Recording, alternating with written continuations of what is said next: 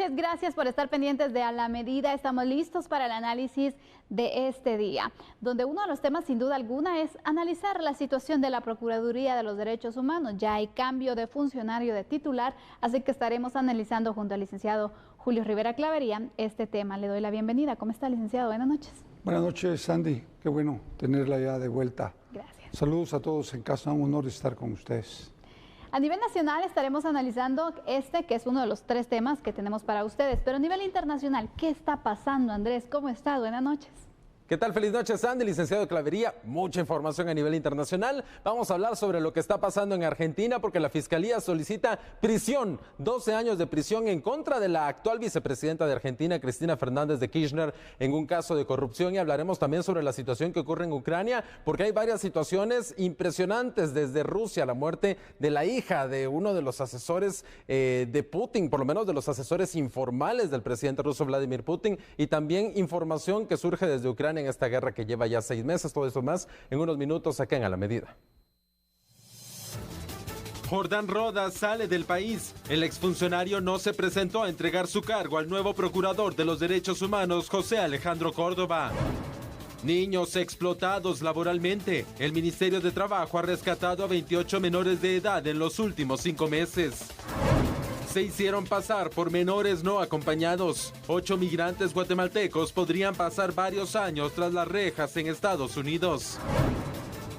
Impacto de las auditorías. Guatemala es sede de un importante evento en materia de entidades fiscalizadoras de la región. Se acerca el plazo límite. El Congreso tiene hasta el miércoles para enviar al Ejecutivo el decreto que amplía el subsidio al diésel.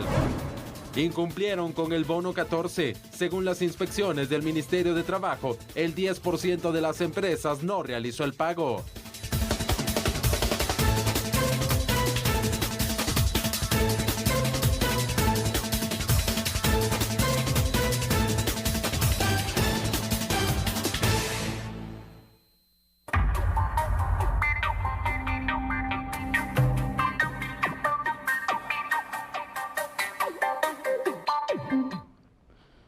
Y bueno, luego de entregar el cargo, donde una de las últimas acciones que tomó Jordán Rodas al frente de la Procuraduría de los Derechos Humanos fue designar a una de las funcionarias que la acompañaba para poder hacer el recibimiento y la entrega, por supuesto, también de la Procuraduría al nuevo Procurador de los Derechos Humanos. De esta manera luego se da a conocer información que abandona el país. Vamos a comenzar con este análisis sobre las decisiones de Jordán Rodas de abandonar el país.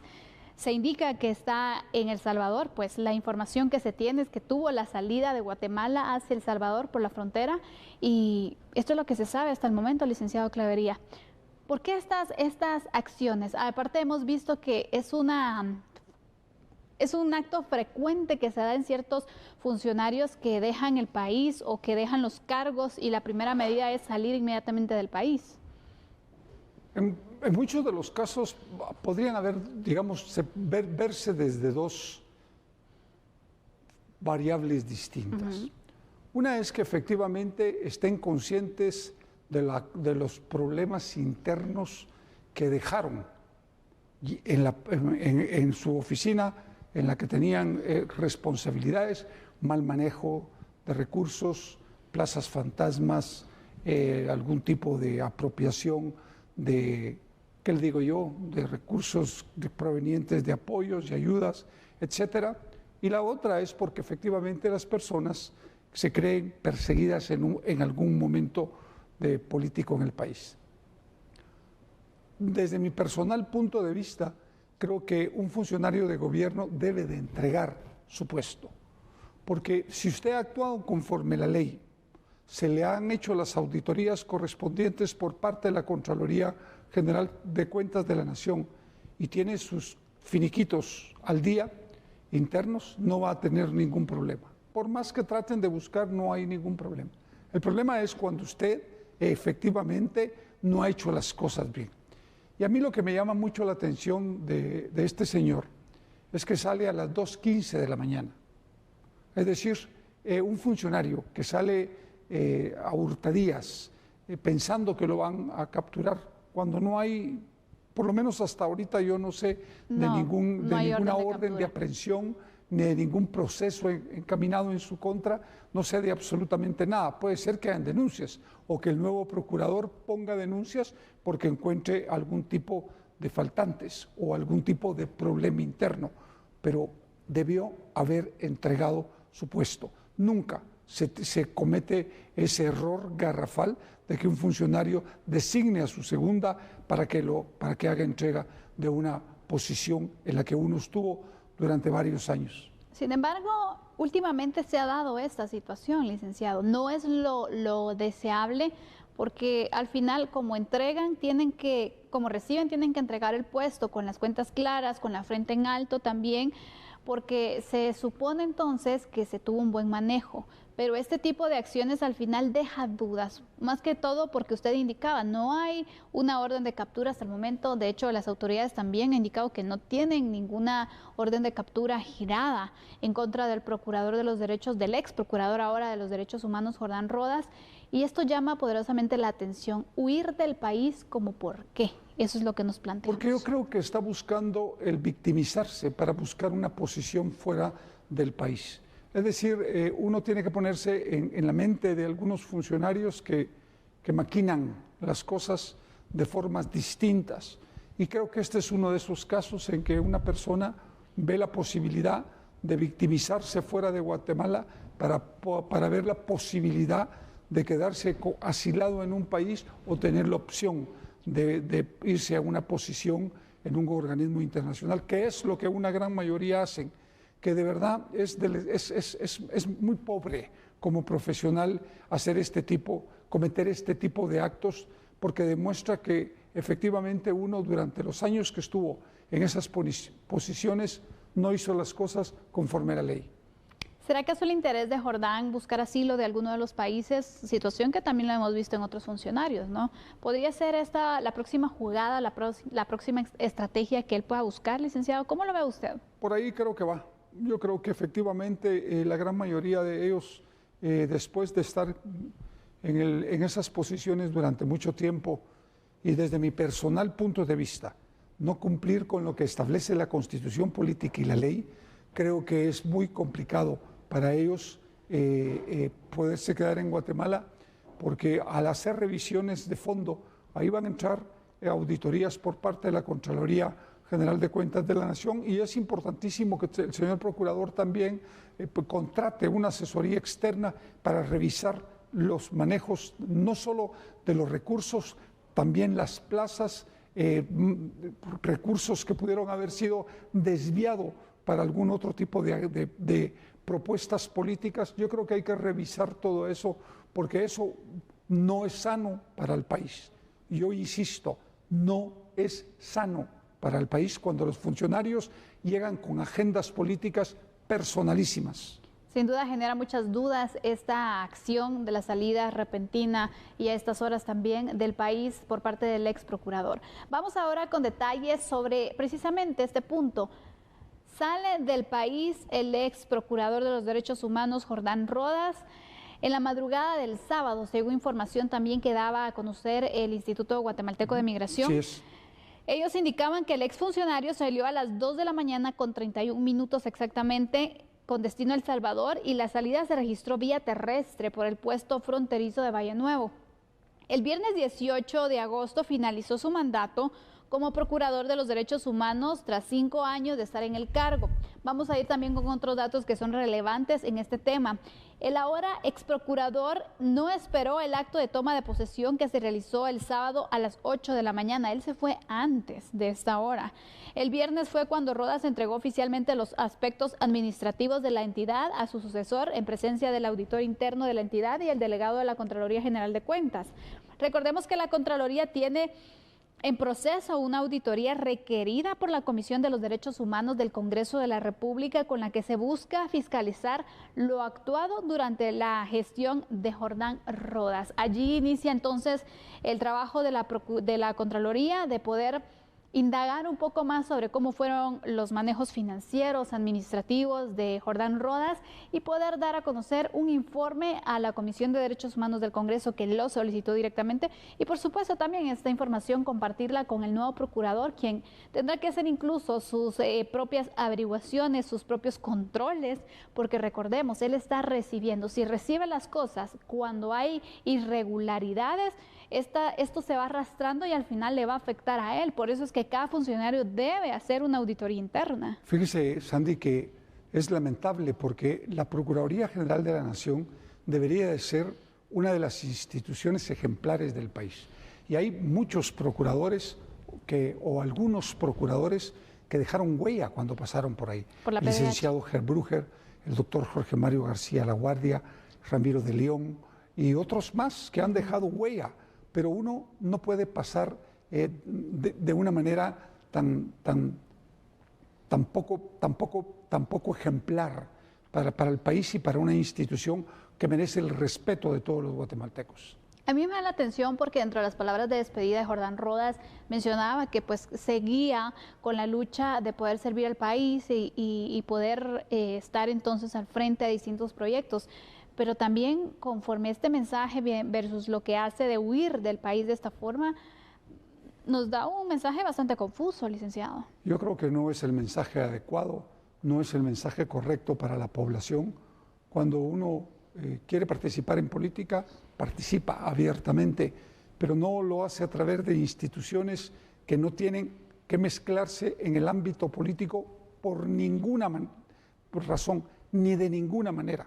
Porque en el momento en que usted mezcla una institución como la Procuraduría de los Derechos Humanos en la política, empieza a demeritarla. Y eso hay que revisarlo a fondo y no volverlo a permitir nunca más. Para ir concluyendo con el tema, licenciado Clavería, ¿cómo deja Jordán Rodas la PDH? No sé, porque no tengo información. A nivel de imagen de país, por lo que se ha dado a conocer. Yo creo que ahí sí dejó mucho que desear. Creo que no dio la talla. Yo le mencioné nombres, Jorge Mario García Laguardia, el licenciado Gerd Brugger, Ramiro de León, que fueron hombres que dieron la talla para la Procuraduría y ese debería de ser, digamos, el perfil de que se debería buscar en los procuradores que se elijan para que sirvan a los intereses del país y no se sirvan de los intereses de la Procuraduría. Con esto cerramos entonces el análisis. Veremos si al final existe alguna acción en contra del ex procurador Jordán Rodas, si encuentran irregularidades también en la institución, porque de momento, recordemos, es muy prematuro indicar que hay irregularidades. Esto la Contraloría deberá de indicar y por supuesto las autoridades, en este caso el nuevo procurador, tendrá que tomar la decisión de plantear las acciones necesarias para que se pueda investigar al respecto. De momento no hay órdenes de captura, de momento no se dan a conocer señalamientos en su contra, así que este es un tema que seguramente seguiremos hablando de él. Muy pendientes, por supuesto, de nosotros. Vamos ahora a continuar con otra información. Conoceremos otros temas porque Guatemala será la sede para un evento en materia de entidades fiscalizadoras superiores en donde se conocerá el trabajo que se realiza de fiscalización de recursos públicos en la región. Facilitando el impacto de las auditorías es el nombre del taller que reunirá por 3 días a más de 10 países.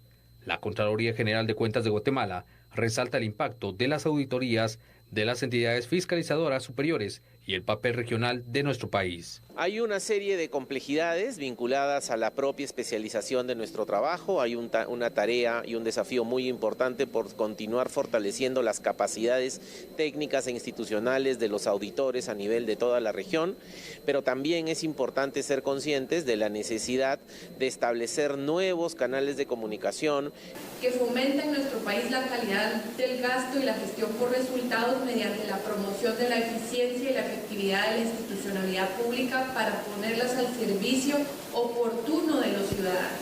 Bueno, pues es un esfuerzo conjunto que se ha venido haciendo desde hace varios años. Hoy nos sentimos muy contentos porque es primera vez que se celebra en Guatemala un evento de esta índole. La IDI pues nos tomó como sede, vienen más de 13 países participantes y eso nos fortalece porque somos un ejemplo para las contralorías no solo de América Latina sino del mundo entero. El habernos posicionado dentro de las mejores contralorías de América Latina nos fortalece y nos hace sentir orgullosos como guatemaltecos.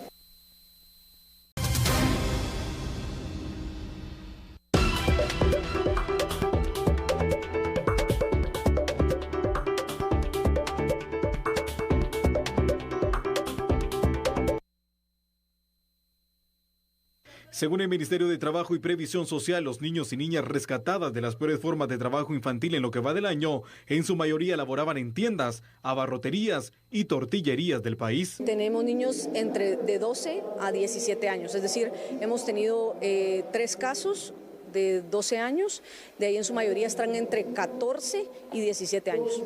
¿Entre ellos mayormente niñas o niños? En su mayoría tenemos niñas ubicadas en los comercios que se denominan como tortillerías, pero de ahí en su mayoría son niños los que han sido desarrollados en condiciones de explotación laboral, que en su mayoría son originarios del interior de la República y que son remitidos, por ejemplo, a Ciudad de Guatemala o sus municipios aledaños para la venta de licor o obviamente ser dependientes de tiendas de abarroterías en donde encuentran este tipo de estupefacientes, ¿verdad? Las cifras correspondientes al año en curso han sido las más altas en los últimos 3 años, por lo que las autoridades del Ministerio de Trabajo iniciarán con una serie de operativos sobre el tema a partir del mes de septiembre. Nos vamos a enfocar básicamente en 5 productos sustanciales que han sido los señalados por el Departamento de Trabajo de Estados Unidos en alguna medida como factor de riesgo, y entonces se van a desarrollar en el brócoli, azúcar, café, maíz, pero también nos vamos a enfocar en productos como piedrín y pirotecnia, que también han sido claramente señalados con este flagelo, ¿verdad? Según las autoridades, los niños y niñas que han sido sometidos al trabajo infantil en su mayoría provienen del occidente, en donde los análisis indican se sitúan las condiciones más altas de pobreza. El trabajo infantil y la explotación laboral de los menores de edad. Este es un tema que cada vez vemos más casos, cada vez son más los señalamientos, los informes que revelan esta situación tan dura que se vive en el país, así como en Latinoamérica, y se convierte en una deuda pendiente que se tiene para la niñez y la adolescencia de nuestro país, licenciado Clavería. Pero, ¿por qué cree usted que es un problema social que no logra erradicarse y tampoco disminuirse, sino que cada vez pareciera que existen más incentivos?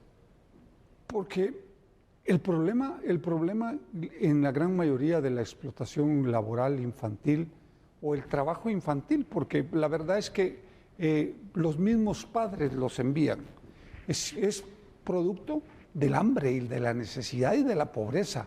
Es decir, un hijo en algunas áreas del país, porque no solo es en Occidente como lo plantean allí en estas personas en el Ministerio de Trabajo, efectivamente se convierte en mano de obra y un salario, aunque sea mínimo, para que coma la familia. Por lo tanto, esto es una realidad que vivimos el día a día. Yo sé de algunas casas en las que tienen menores, pero me contaba una señora un caso, y se los voy a contar porque es muy importante. Claro. Me lo contó el fin de semana pasado. Me decía, yo tengo en mi casa una niña que al final es para mí como que fuera mi hija, y yo la veo como mi hija. Y entonces hay hogares en los que efectivamente les enseñan todo, cómo asearse, a estudiar, a medio aprender, pero hay hogares en los que también llegan y que son maltratadas. Y hay otros lugares en que son explotadas. Por ejemplo, las tortillerías, por ejemplo, todas estas tienditas en donde trabajan 12 horas de corrido. Exacto. Los jóvenes. Y entonces es un problema que está directamente relacionado con la pobreza. Y media vez no se ataque la pobreza a fondo, esto no va a cambiar. No, definitivamente. Sandy, yo estaba oyendo a esta señora hablar. ¿De qué sirve que usted haga operativos a través del Ministerio de Trabajo si usted lo que viene a hacer en muchos de los casos ir a sacar jóvenes de las tortillerías, de las tiendas, y entonces lo que está haciendo es que se muera las familias en otros municipios del país? Porque ese salario sirve para que coman otra marimbita de muchachitos.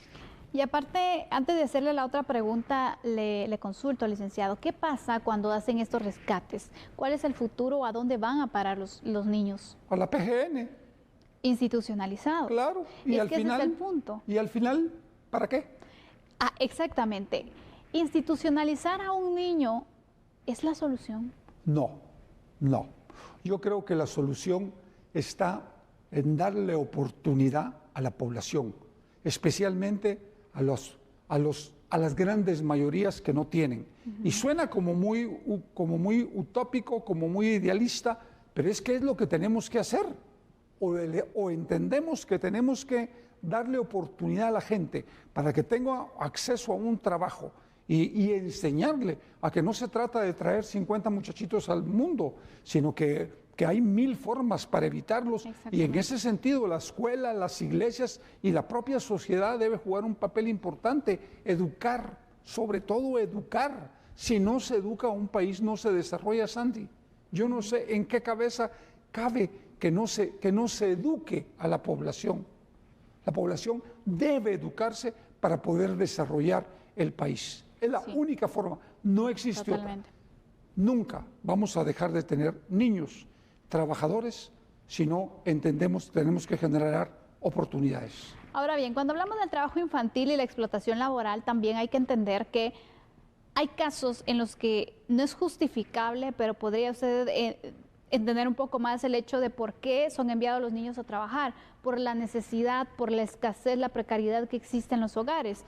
Y son enviados a estos lugares que de verdad, ¿qué se puede hacer? En muchas ocasiones los padres también trabajan largas horas o están entonces trabajando con sus hijos en semáforos, en la calle, vendiendo lo que sea para poder salir adelante. En estos casos podemos ver entonces el panorama que usted nos plantea. Claro. Pero, licenciado, ¿qué hay de estos casos donde ya los padres alquilan a las hijas, por ejemplo, para temas sexuales, a cambio de recibir un dinero? Ahí sí tendría que caer el peso de la ley, porque estamos hablando de otro tipo de explotación laboral.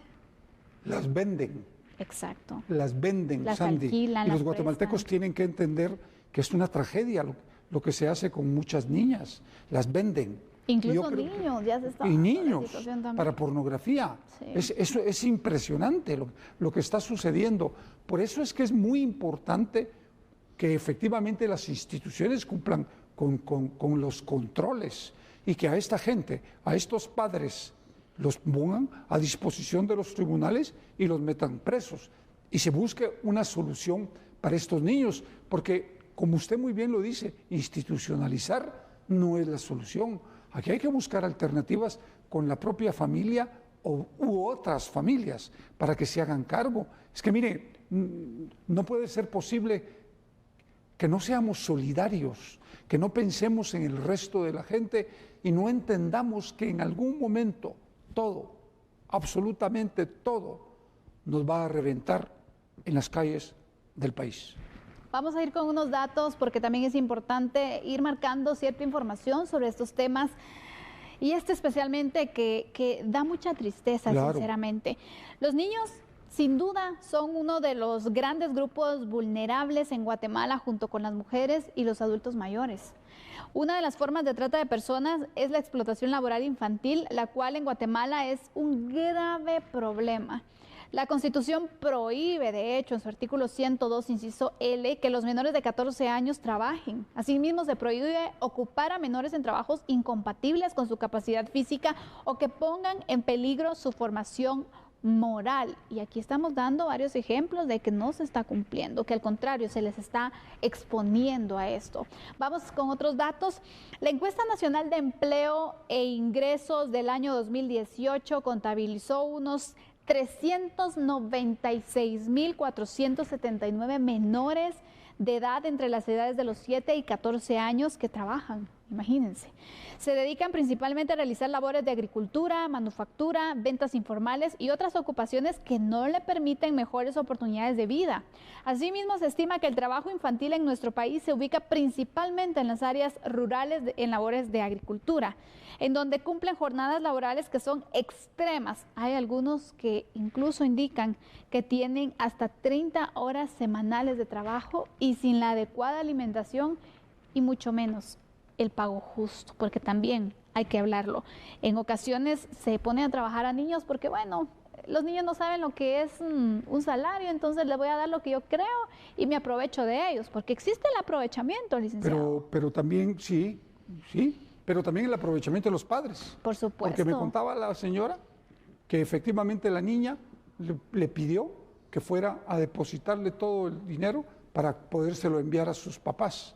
Y ella no se queda con ni siquiera medio centavo para sus cosas personales o su ropa, que es lo mínimo que una niña puede tener. O sea, lo que le quiero decir es, esto es un problema muy serio que tenemos que atacar de alguna manera para no solo crear conciencia, sino que hacerle entender a la gente que los niños deben de estudiar, deben de prepararse y deben de educarse para tener un futuro distinto, porque no se trata única y exclusivamente de usarlos para nuestro beneficio. Eso no se debe ni se puede permitir. Se dice que los niños son el futuro de Guatemala. Imagínense ustedes qué futuro él es el que vamos a tener si realmente no invertimos, si no nos preocupamos y si no se le pone fin a esta y otras problemáticas que afectan a este grupo de la población. La niñez, tenemos mucha deuda con ellos. Es momento de que las instituciones también se preocupen más, unan esfuerzos para poder tener mejores resultados. Cerramos este segundo tema de análisis. Vamos a continuar ahora con otras noticias. Y es sobre el organismo legislativo, porque los diputados del Congreso de la República tienen a más tardar el miércoles de esta semana para enviar el proyecto de ley, el decreto al Ejecutivo que aprueba la ampliación al subsidio del diésel. El pasado 10 de agosto, el Pleno del Congreso aprobó el decreto 42-2022, que se refiere al apoyo social de 5 quetzales por galón al diésel. Sin embargo, ese no ha entrado en vigencia, pues el Congreso aún no lo ha enviado al Ejecutivo. De acuerdo con información de Dirección Legislativa, el decreto aún no está listo para ser enviado, pero el Congreso tiene un plazo de 10 días hábiles para cumplir con los procedimientos. En este caso, el próximo miércoles vencerá el tiempo para que sea enviado. Una vez es enviado al organismo ejecutivo, el presidente de la República, Alejandro Yamatei, tendrá un plazo de 15 días hábiles para sancionar, modificar o vetar la ley. De ser sancionada, se publicará en el Diario Oficial para que entre en vigencia de inmediato. Junto al decreto 42 también debe ser enviado el 43, que se refiere a la ampliación del rango de beneficiarios para ser incluidos en la tarifa social de energía eléctrica.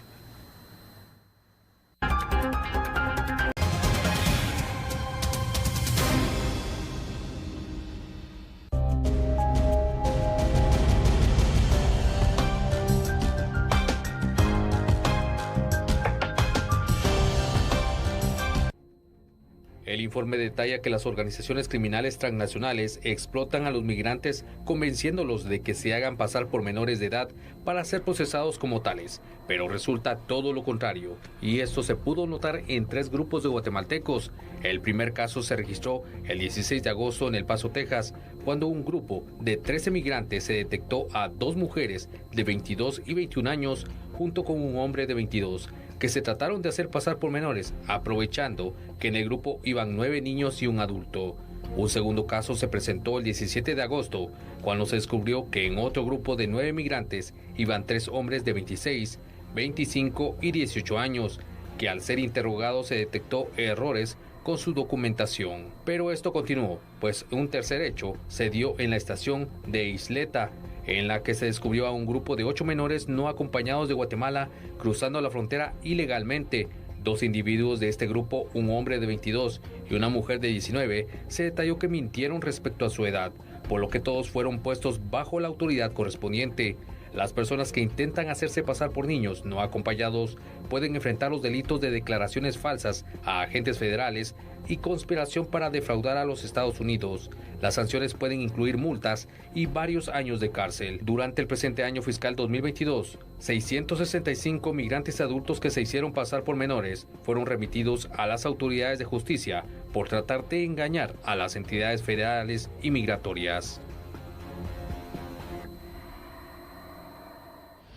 Muy bien, analicemos entonces este punto. Para cualquiera puede ser, bueno, es que estaban tratando de buscar librarse de migración y por eso quizás dijeron esta mentira, pero no es solamente decir una mentira, es que las consecuencias legales que esto puede traer, y a lo mejor fue una estrategia que incluso los coyotes le dijeron, bueno, los vamos a hacer pasar como menores no acompañados, si los agarran ustedes tienen que mantener que son menores de edad, pero realmente tanto confían en los coyotes que miren las consecuencias que se tienen acá. Yo creo que primero es un error, porque, y se lo digo abiertamente al pueblo de Guatemala, todas las agencias de policía y de seguridad en el hemisferio latinoamericano y norteamericano están coordinadas. Claro.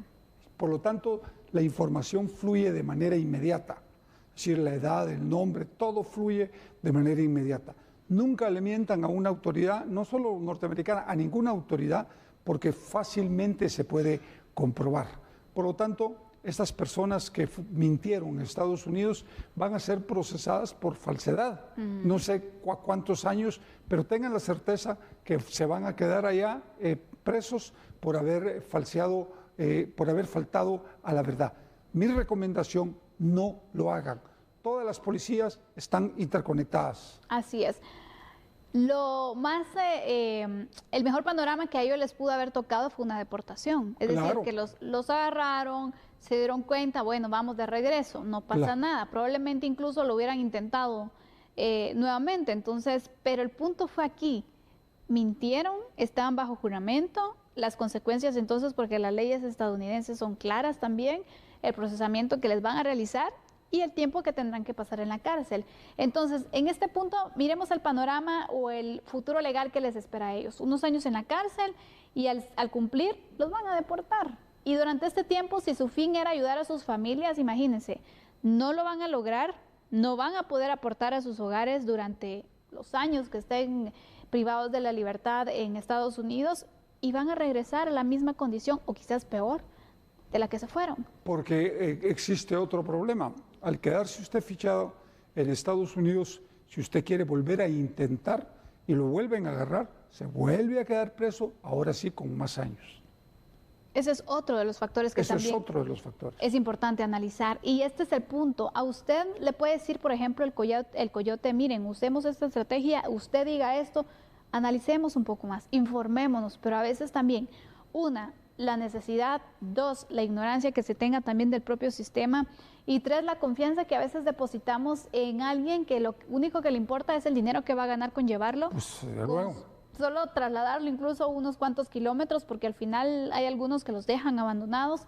Entonces, realmente hay que analizar mejor la situación y no arriesgarnos porque este es un riesgo total el que estamos viendo, privarse de la libertad, imagínense. ¿Y todo por qué?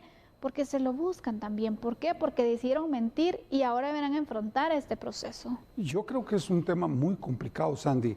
Los guatemaltecos tienen que entender que no es tan simple el poder emigrar y sobre todo entender que si uno va para otro país no puede mentir, que tiene que dar todos sus datos de su identificación conforme le aparecen en su DPI. Hay que actuar siempre conforme a la ley para evitarse problemas posteriores como los que estos jóvenes van a enfrentar. Supóngase usted que les pongan 3, 4 años o 5 años. Son 5 años que se quedan adentro y que al final de todos modos van a ser deportados. Es tiempo perdido al final. Así es. Y todo por puro gusto, sinceramente. Vamos a ir con unos datos también. Le pedimos a producción que nos pueda apoyar en la colocación de estos datos en pantalla, porque hay que tomar en cuenta esta información que dan a conocer las autoridades del Instituto Guatemalteco de Migración, porque en las últimas cifras que ellos proporcionaron indican que por vía terrestre en la delegación El Carmen no se tienen datos de menores retornados, mientras que en la delegación de Tecún-Umán se registra el retorno de 354 migrantes menores acompañados y 882 menores no acompañados. Estas son las cifras de connacionales retornados. Pero vamos ahora a ver otro de los puntos, vía aérea, cómo han estado los retornos, las deportaciones. Desde México se reportan 242 menores acompañados que han sido retornados y 2.349 menores no acompañados vía México. Desde Estados Unidos la cifra crece considerablemente, porque 6.227 menores acompañados se han deportado y 121 no acompañados han sido retornados a nuestro país. Aquí vemos la realidad que muchos menores de edad están viviendo, cómo el sueño americano se extiende cada vez más entre las poblaciones, y vemos el riesgo que también se está tomando. Pero ahora esta nueva modalidad, mentir para obtener un beneficio, cuando sinceramente hoy nos queda claro que eso no es posible. No hay beneficio, no hay ningún beneficio. No mientan, por favor, las personas que van a hacer esa travesía, que mi consejo es piénsenlo, pero al final es una decisión sumamente personal. Por favor, no mientan a las autoridades, porque es muy fácil, muy fácil revisar todos esos datos de Estados Unidos en Guatemala. Así, este es el punto que ustedes tienen que tener. El cruce de información que dice el licenciado Clavería es importante mencionarlo porque existe. Se tienen entonces los datos. No es que usted diga, ay, si yo digo que me llamo Juan Pérez, me van a creer. No, sinceramente. Con las huellas, está todo. Exactamente, hay forma de poderlo verificar. Y si saben, entonces pueden verificar nuestro nombre, pueden verificar nuestra edad, incluso de dónde somos originarios. Entonces, no pensemos que vamos a engañar y que por llevárnoslas también de vivos o por hacerle caso a alguien también nosotros vamos a tener esas consecuencias. La verdad que este es otro de los factores que se suman a los riesgos de poder viajar de forma irregular, el procesamiento por mentir en la información. Claro, es terrible, Sandy, porque se arruina la vida de muchos jóvenes, se arruina, así de una vez se arruina. Y yo creo que es muy importante, pues no hacerlo. Y si ustedes piensan viajar de manera irregular, pues al final es una decisión, pero siempre, por favor, primero cuídense y segundo, no mientan. Imagínense qué idea la que venden en decir, bueno, si decís que sos un menor y no estás acompañado, no estás viajando acompañado, puedes tener un beneficio. Imagínense de qué forma también engañan a las familias, decirles, bueno, présteme a su hijo, porque también se da el tema del alquiler de los niños. Y ligándolo un poco con el tema anterior, licenciado Clavería, el alquiler de los niños para decir, bueno, me prestas a tu hijo, yo te pago y lo haces pasar por tu hijo. También ahí estamos mintiendo. Es decir, si ustedes los detienen y le dicen, ¿de quién es el niño? Y dice, mi hijo, lo van a comprobar. Y también aquí pueden procesar a una persona. Claro. Es que mire, el problema es muy serio. Los guatemaltecos creemos que podemos engañar a otras personas y es una práctica, de verdad es una práctica que se utiliza mucho en Guatemala y creo que es un error. Por eso que está directamente relacionado con un tema que es vital, el respeto a la ley. Uno siempre debe respetar la ley aquí o en cualquier otro país al que uno llega, para no tener problemas de tipo legal que después nos complican la existencia y nos complican las oportunidades que podemos tener de estudio, de trabajo y muchas otras más. Hay distintas maneras en las que se engañan a los migrantes, aprovechándose también de la necesidad que se tiene. Esta es una de ellas, que probablemente no sabemos cuántos también más han estado en esta situación. Hoy, si usted está escuchando este programa, si usted se está dando cuenta de esta situación, infórmese e informe también a las personas que están cerca de usted. Probablemente usted vive en una comunidad donde la migración es una frecuente o tiene planes de hacerlo. Evalúe cada uno de los puntos de riesgo que pueda tener, de los factores de riesgo, para evitarlos y de esta forma no arriesgarse en ninguno de los puntos, ni siquiera en el área legal. Cerramos así el análisis, este tema que es muy relevante, y le damos a conocer entonces la situación de estos guatemaltecos que ahora serán procesados y deberán enfrentar a la justicia norteamericana por mentir en la información al indicar que eran migrantes no acompañados, menores de edad, imagínense. Vamos ahora a continuar con otras noticias y siempre enfocándonos en el tema legal, pero ahora en el ámbito nacional. Le damos a conocer que se ordenó por parte de un juez, el juez que lleva a cabo el caso chantaje, impunidad y lavado de dinero, pues ordenó al INASIF que pueda realizar un segundo examen médico a la gerente financiero del periódico. Aquí los detalles. El viernes 19 de agosto fue capturada Flor Emilza Silva Flores, gerente financiero del periódico, por el delito de conspiración para cometer lavado de dinero y otros activos. Los agentes de la Policía Nacional Civil no la consignaron a la torre de tribunales. Por quebranto de salud fue llevada a la emergencia del Hospital General San Juan de Dios. El sábado 20 de agosto, un juez de turno le dio a conocer el motivo de su aprehensión y ordenó que fuera evaluada por el Instituto Nacional de Ciencias Forenses para establecer su estado de salud. Este lunes, el Juzgado Séptimo Penal, como judicatura natural del proceso, recibió el expediente de Silva Flores.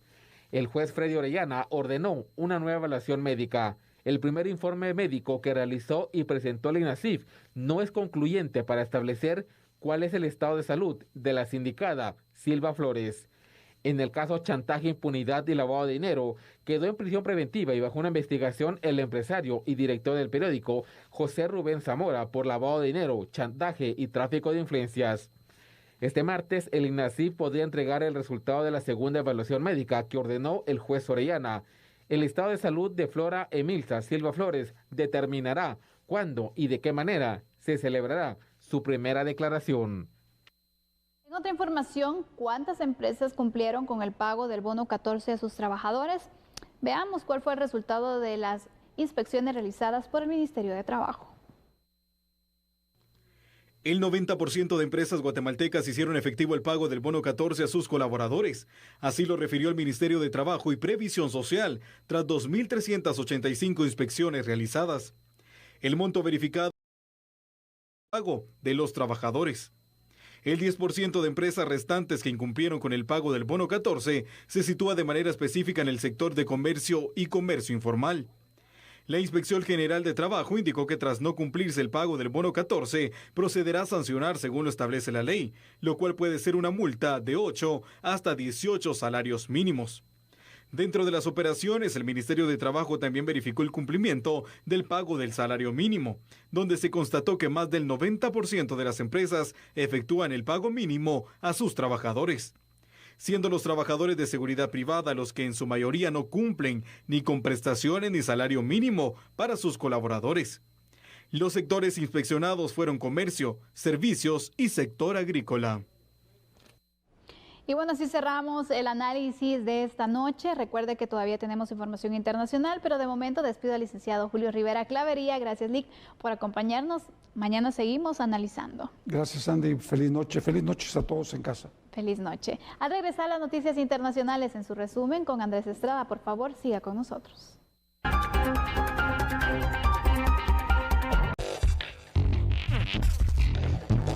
Momento de las noticias internacionales acá en A la Medida. Hablamos sobre lo que está pasando específicamente en Argentina, ya que el fiscal a cargo del caso, a cargo del juicio contra la actual vicepresidenta de Argentina, Cristina Fernández de Kirchner, pidió el lunes una condena a 12 años de prisión y su inhabilitación para ejercer cargos públicos, al pedir la pena para quien también es expresidenta por los presuntos delitos de asociación ilícita y fraude al Estado durante su gobierno. El fiscal federal dijo que se estaba ante la mayor maniobra de corrupción que se haya conocido en Argentina. La fiscalía calculó la defraudación en alrededor de $1.000 millones. La exmandataria ha negado las acusaciones y sostiene que el tribunal que la juzga desde hace 3 años ya tiene escrita y hasta firmada la sentencia en su contra.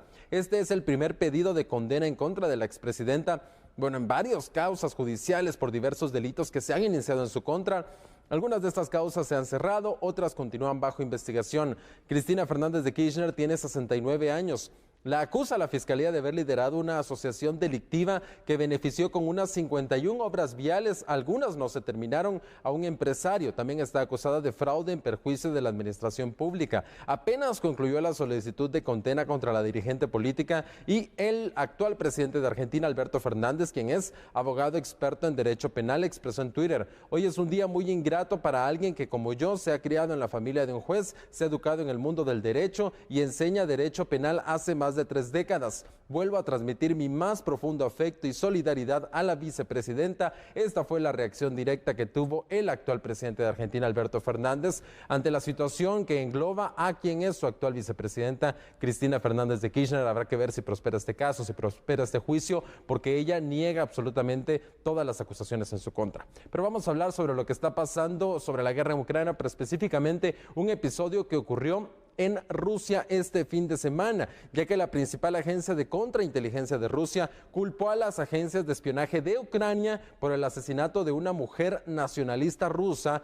que era hija de un ideólogo importante que es calificado por algunos en Occidente como el cerebro de Putin. Darya Dugina, de 29 años, murió al estallar un explosivo colocado en su camioneta mientras conducía el sábado por la noche.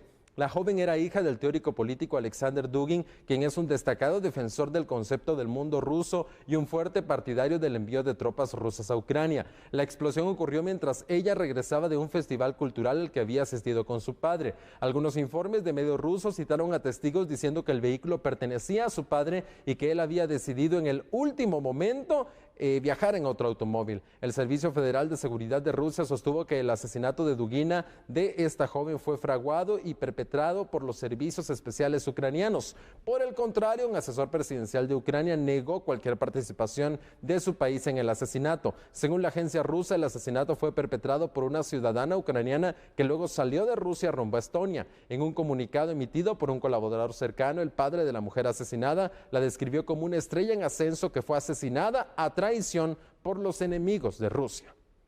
Mientras tanto, según un general ucraniano, Rusia ha tenido varias bajas, pero también este colaborador de Ucrania, este general ucraniano, dijo que la invasión rusa de Ucrania ha matado a unos 9,000 soldados ucranianos desde que empezó la guerra hace casi 6 meses. En un acto con veteranos de guerra, este general ucraniano les dijo que se debía cuidar a los hijos de los ucranianos, ya que tal vez sus padres sean uno de los casi 9,000 héroes que murieron. Ese anuncio sobre la cantidad de soldados ucranianos que han perdido la vida contrasta fuertemente con las pérdidas del ejército ruso. Según la inteligencia de Occidente, las autoridades militares de Estados Unidos han estimado, hace 2 semanas estimaron más o menos que Rusia ha tenido entre 70,000 y 80,000 bajas, tanto muertos como heridos en combate. La ONU, por su parte, ha informado que 5,587 civiles han muerto y que más de 7,800 han resultado heridos desde que comenzó la invasión rusa a Ucrania el 24 de febrero, aunque claro, la cifra real probablemente sea más alta. Mientras que la UNICEF dijo el lunes que al menos 972 niños ucranianos han muerto o resultado heridos desde que empezó la invasión rusa. Los mandatarios de Estados Unidos, Gran Bretaña, Francia y Alemania le pidieron el domingo a Rusia que pusiera fin a las operaciones militares tan cerca de la nucleoeléctrica de Zaporilla, pero los ataques han continuado y existe temor de que los continuos ataques y combates en esa zona cerca de esta planta nuclear puedan provocar una catástrofe. Rusia ya ha solicitado una reunión urgente del Consejo de Seguridad de la ONU el martes para debatir la situación. Sin embargo, es uno de los temas que ha causado mucha preocupación en las últimas semanas, Sandy, ya que este tipo de combates cerca de esta planta nuclear siguen realizándose. Y ojo, porque a muchos ucranianos les viene el recuerdo de lo que pasó en Chernóbil. Recordemos, ya hace varias décadas atrás, Chernóbil es el mayor desastre nuclear que ha pasado en el mundo y ocurrió una planta nuclear que estaba en Ucrania y ahora podría ocurrir otra catástrofe nuclear en este país. Cuando creemos que la situación puede calmarse, que puede tener ya un desenlace, puede llegar incluso a una solución, realmente nos damos cuenta que no, que simplemente los medios se han enfocado en otros temas, pero que la guerra sigue en estos dos países. Sí. Y es lamentable, Andrés, porque cuántos muertos, cuántas personas inocentes incluso han muerto en este fuego cruzado. Esperanza, yo no la veo todavía. ¿Cómo la ves tú? Claro, la verdad se ve bastante difícil que a corto plazo pueda terminar esta guerra, este conflicto. Se ve que va a ser una guerra a largo plazo, posiblemente como lo que vemos en Siria. Ya no hablamos de Siria acá en las noticias, pero en Siria continúan los combates entre todas las fuerzas, continúan gente muriendo, hogares destrozados y posiblemente algo mismo suceda, que puedan pasar muchos más meses y esta guerra continúe. Orar mucho por esta situación en el mundo, en nuestro país, también todo lo que estamos pasando, momentos muy complicados los que se viven.